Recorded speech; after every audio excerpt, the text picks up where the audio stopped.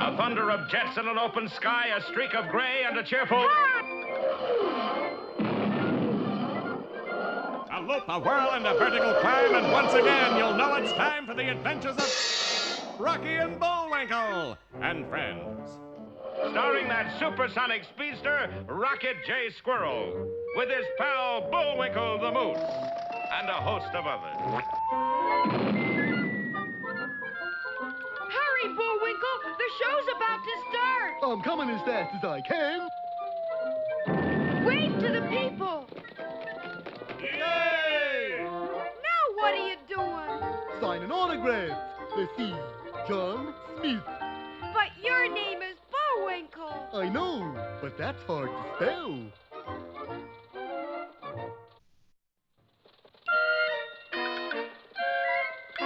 We're gonna have a lot of fun. Come on and join us. Sure, there's always room for one more.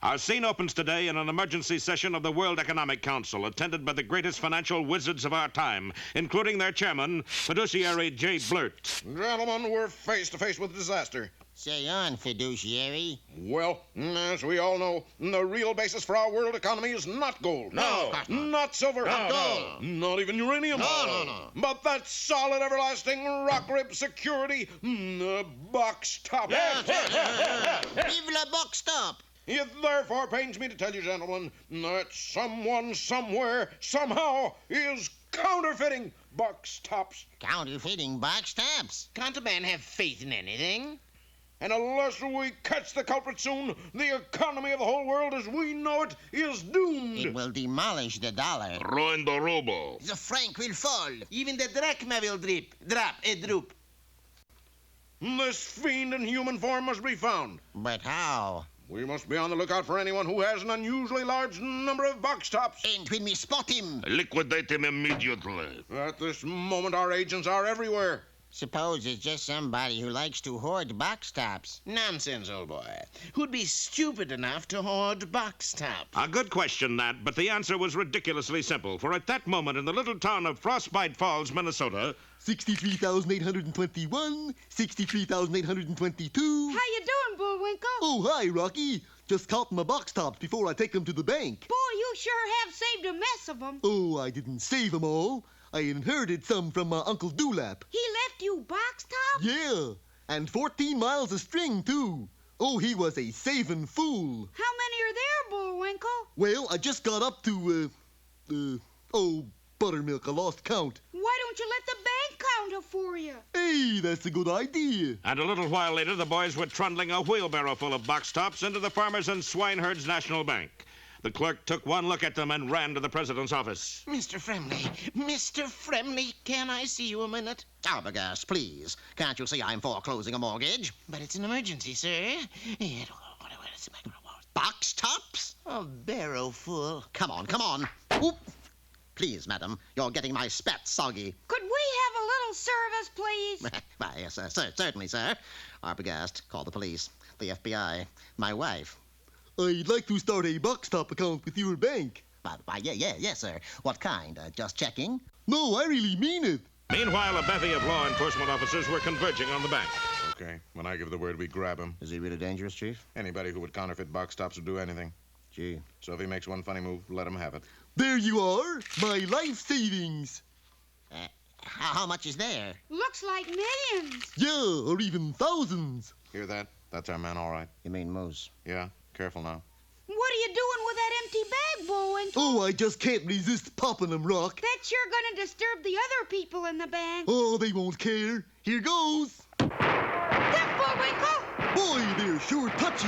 Well, it certainly looks bad for our boys. Will our story end right here before we find out who is really behind the sinister box top racket? Don't fail to see our next episode of Fault in the Vault or Banks a Million.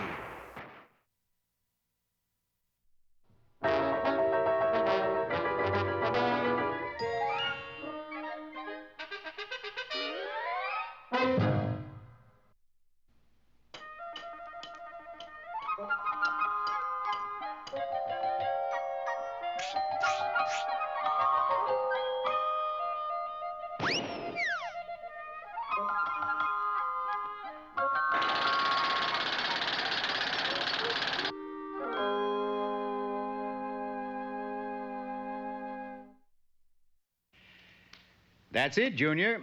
Set the chair down right on the starting line. But, Pop, are you sure this'll make a track star out of me? Positive. All right, all right. On your mark, set, get. Get? Right. Get into the chair. Oh, gee, Dad, I'll never beat Romulus and Remus this way. Oh, yes, you will. Remember, slow and steady wins the race. Which brings to mind... Another fable? Uh-huh. This one I call The Hare and the Tortoise. Once there was a hare with an, you'll pardon the expression, unnatural appetite. He not only ate 3 square meals a day, but he ate them every hour on the hour. Boy, do I love food, food, food. Hello, hello. Let me speak to the grocery store. Hello, grocery? This is Mr. Hare. No, not the follicle-type hare, the rabbit-type hare. Look, send me over a bag of walnuts, will you? Walnuts. I gotta have some right away. That's right, walnuts. Unknown to the hare, the grocery store had just hired a new delivery boy, or rather a delivery tortoise, and we all know how slow tortoises are. It wasn't until a year later that the walnuts reached their destination. You, Mr. Hare? Yes, I'm Mr. Hare.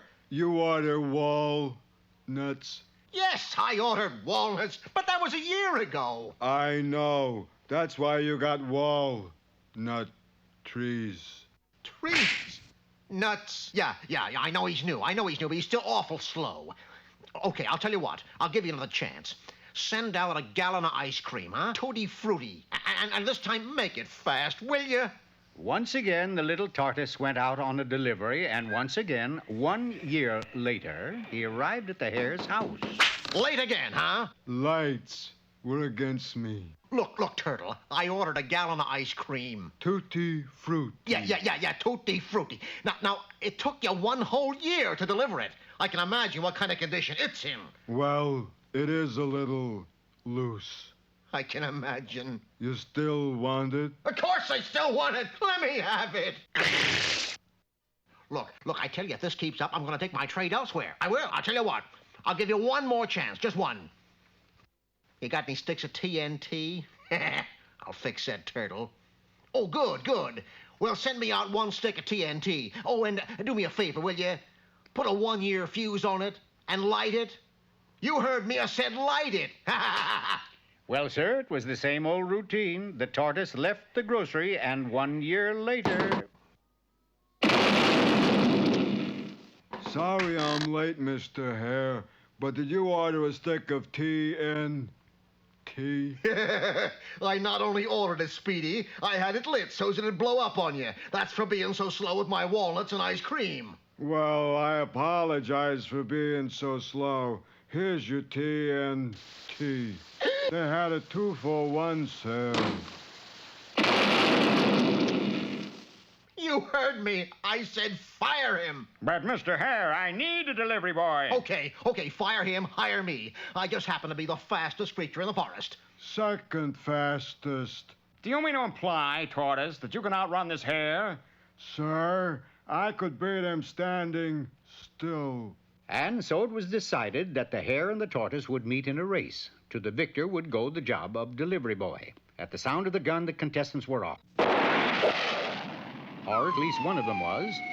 Now, this particular tortoise may have been slow of foot, but he was fast in the head. He was well acquainted with the hare's voracious appetite. Ooh. Does my nose deceive me? Or can that be the intoxicating aroma of carrot scallopini? Hello, Tortoise. What's cooking? Carrot scallopini? Yeah, carrot, whatever you said. Yeah, smells good. You got enough for two? No, just enough for one. I'll let you have it, except you've got to run in the race. Oh, now, don't let that bother you. I'll eat now and fly later.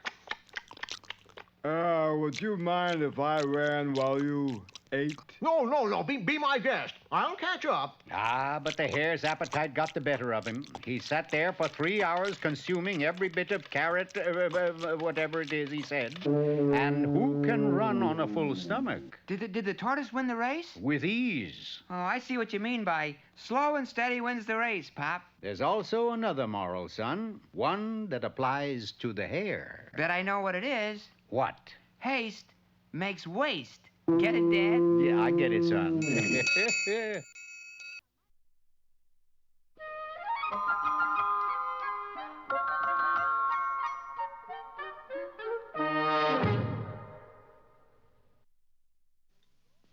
Ready, Rock? You sure you know how to work that thing? No. Anyways, here's what it was supposed to look like.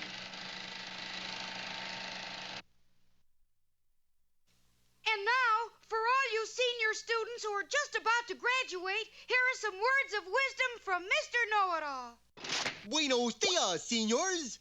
Today's lecture is entitled How to Catch a Bee and Make Your Honey Happy.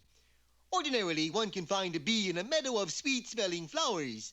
However, if one lives in Death Valley, the task becomes a little tougher, but not surmountable. Here we have a Geiger counter which tells us two things. Whether we are approaching a bee or walking over a landmine.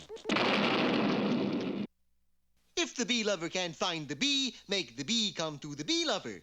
This can be attained by luring him with a honeycomb. We simply take a comb, gook it up with a jar of honey, and place it on the ground. You can be sure a bee will make a beeline for it. Ah, here comes one now. That was a bee, all right. A bee-29. Moving from Death Valley to a meadow of sweet-smelling flowers, we finally do locate a bee, and there on that petal is one now.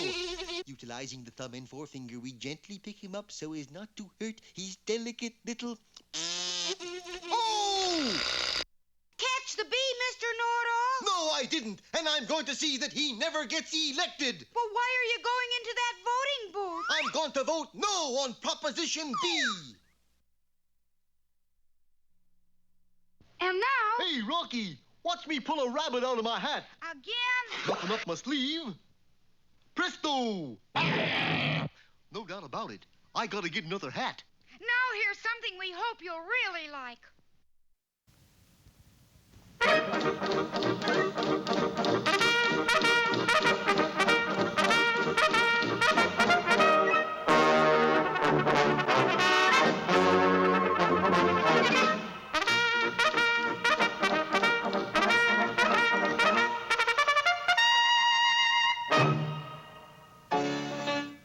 Sunset, the time of day when most Canadians bring home the bacon. And one Canadian brings home the ham. The Canadian is Dudley Do-Right, ace do-gooder of the mounted police. The ham, and he's usually boiled, is that arch-villain and scourge of two continents, Snidely Whiplash. Each day at sundown, Dudley brings Whiplash into the post and places him under lock and key. This is a waste of my time, Do-Right. Each night you lock me up, and each morning I escape. You shall not escape tonight, Whiplash. Dudley's optimism was based on the fact that he had set up an elaborate alarm system completely encircling the cell. He made one slight error. He locked himself in the cell, not Whiplash. Ta-ta, Do-Right. But on his way to the gate, Whiplash ran into trouble, for Dudley's horse, angered at finding water in the water trough, lashed out his great hooves in anger, striking a not too innocent passerby. 1 hour later, Inspector Fenwick, post commander, made a routine check of the jail. Ah, Do-Right, still up, I see. Yes, sir. I am keeping a vigil on Whiplash. That's doing it the Mountie way, my boy. I must get him out of my slick-down hair once and for all. Pen in hand, Whiplash outlined a daring plan. Here is the post. Up here is my sawmill. If I can lure Do-Right to the mill, I can destroy him forever. But how to lure him? Those evil eyes darted about the room until... Tunnel with love. Horse. Egad, that's it. This time he went in search of Dudley's horse. Once again he received a well-placed hoof. but he was prepared for it. And up he soared out of the post. Do-right, I don't know how he did it, but Whiplash has escaped. Are you sure, sir? I mean, have you looked in his cell? You look, Do-right. By George, you're right, sir. He is missing. But never fear, I will bring him in again. At that very moment, his valiant charger was gobbling up a trail of oats that led to Whiplash's sawmill. Ah, here comes the horse. Step number 1 in my plan. And what a plan it was. The horse walked right into the trap and was made prisoner. And who will come after the horse? Not Dudley. He was having trouble locating the stable. Ah, fair Nell. Have you seen the stable lately? No, I haven't, Dudley, and I can't help you look for it. I have a luncheon engagement with your horse. Oh? Say, after lunch, would you ask him to saddle up? I have a job to do. Nell was on her way to the PX when she spied some familiar hoof prints. Dudley's horse. I'd know them anywhere. And off she went in hot pursuit. Aha, step number 2. The fair and lovely Nell is approaching. Nell, too, fell victim to Whiplash's terrible design. And who will come after Nell? Not Dudley. He was still searching for the stable. Pardon me, Inspector, but I seem to have misplaced the stable. No time to help you, Do-right. I'm due to make a speech at luncheon. With Nell and my horse? Yes. Inspector Fenwick scurried off. Then he, too, spotted the telltale tracks. That horseshoe print with a broken nail, that's Nell's left foot. By 3 in that afternoon, Whiplash had in his power Dudley's horse, Nell, the inspector, and most of the Mounties in the general area. What's keeping that dolt Do-right? He should have been here long ago. In case you're wondering, Dudley had found the stable. He was now looking for a way to get out of it. There must be a door somewhere. There was. It opened, and in walked a messenger boy. You constable, Do-right. I think so. Dudley took the telegram and ripped it open. Dear Dolt. Can't spell Dudley. Unless you come to my sawmill, I shall blow up Nell, the inspector, your fellow Mounties, and your horse. My horse! He arrived at the sawmill in jigsaw time. And you will let my horse go free if I surrender to you? Everybody goes free. The exchange was made. Inspector Fenwick, Nell, and the Mounties bid a tearful farewell and returned to the post. As for Dudley, he was tied to a chair infested with sticks of dynamite. Do-right, you'll never do right again. A match was struck, the fuse was lit, and Whiplash dashed off over the horizon. Daddy, dear, don't keep looking out the window in the direction of the sawmill. It can't help. I know it, Nell. It's only Do-right we're losing, and yet... Well, there he goes. Just then, the door burst open and... It is me! I, sir! Dudley! Do-right. I fooled him, Inspector. I made him think I blew up. But how? With this record. It has 33 1/3 long-playing explosions on it. He only heard an explosion. But the sticks of dynamite. Don't worry about that, sir. I have them here. Do-right. Come down here.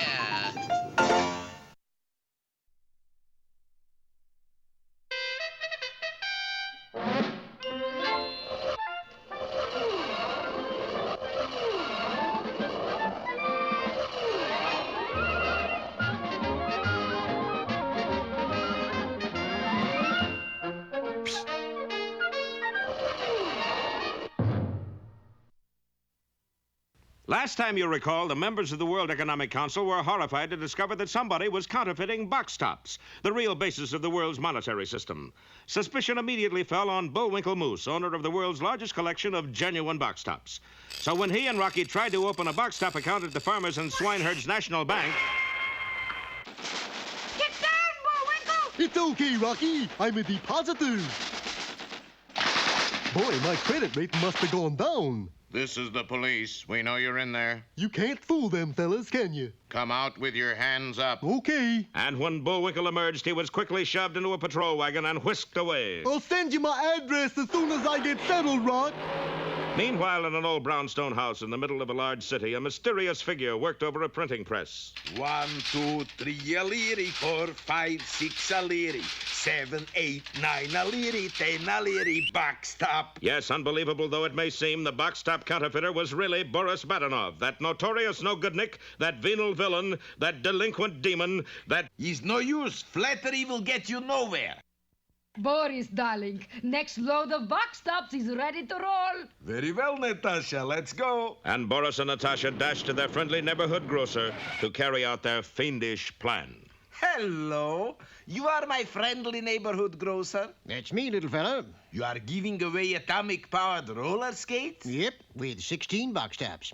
You got 16 box tops? I got 16 million box tops. And a short while later, Boris left with the store's entire supply of atomic-powered roller skates. Of course, that meant that there were none to give to the children who came for them later. Come on. You a friendly neighborhood grocer, aren't you? Yes, but It's a gyp, that's what. Let's go to our friendly neighborhood druggist instead. Too late. Boris had already gone to his friendly neighborhood druggist, his friendly neighborhood hardware dealer, and even his friendly neighborhood lumber and feed store. In one day, there wasn't a store in town that could redeem box tops. Of course, the kids got hopping mad. Juvenile protest meetings were organized. Pint-sized pickets paraded in front of every store. As a result, business plummeted. And at the World Economic Council, panic reigned. Look at that stock report. Friendly Neighborhood Grocer Inc. down 15 points. Friendly Neighborhood Druggist Preferred down 22. It's the beginning of the end, gentlemen. Hold on. Here's a report from one of our agents. Hello? What does it say? Yes, good. They've got the counterfeiter. Yay! Who is it, fiduciary? Some person named Bullwinkle, I think. Man or a woman? He claims to be a moose. Sure enough, at that moment, Bullwinkle was at police headquarters undergoing some very tough questioning. Okay, where'd you get all those box tops? Well, I eat a lot of cereal at breakfast. 85,000 boxes full? Well, I like a snack before going to bed, too. How come you never turned them in? Couldn't make up my mind what I wanted. What do you think, Chief? He's either a criminal mastermind or a stupid bird brain. Do I get a choice? The only choice you'll get, Moose, is between 10 and 20 years. You can't do that to my pal. Watch carefully. Gee, Bullwinkle, maybe they can. Can they? Don't miss our next episode, Calaboose Moose, or The Crime of Your Life.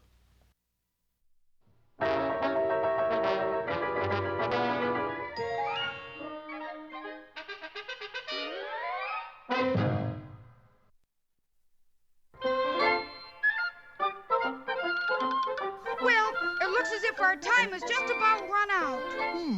Mine must be a little slow. You got the credits, Bullwinkle? All on this itty-bitty card. Oop.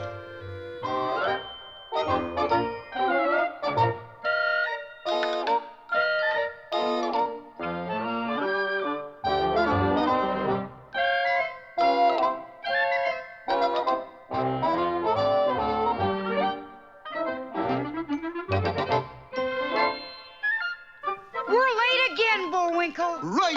Bye now. See you next time.